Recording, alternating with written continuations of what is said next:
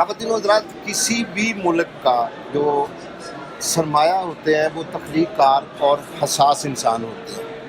तो मुझे ये सबसे ज़्यादा इंस्पायर करते थे बानो कुसिया, फाक साहब, उनका तलकीन शाह देखते थे।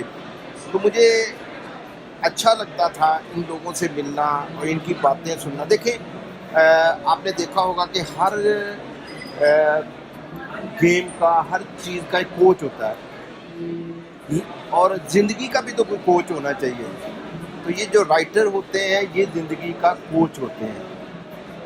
और मेरी माँ को बहुत ज़्यादा इल्म से मोहब्बत थी।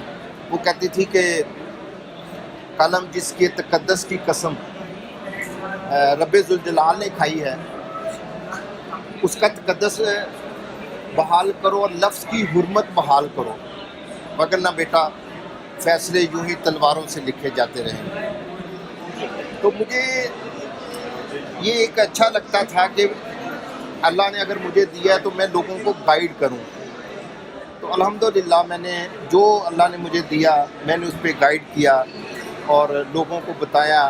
और जब मेरा लोग किताब पढ़ते हैं, गूंगे का ख्वाब उन्होंने किताब पढ़ी, उसके पास पहले सवाल की मौत थी। तो उन्होंने हमें कहा कि हमारे पास इतने सवाल थे और हमें सब सवालों के जवाब मिल गए और हम यूँ रिलैक्स हो गए जैसे कोई पेशेंट होता है और उसको शिफा मिल जाती है। तो बानो कुसिया ने चूँकि मुझे बेटा बनाया हुआ था, मुझे अच्छा लगता था उनकी बातें, उनका बोलना, उनका गौर करना। और मुझे हमेशा यही, जब भी मैं उनसे मिलने जाता था कहती थी तारिक लिख रहे हो, लिखना नहीं छोड़ना।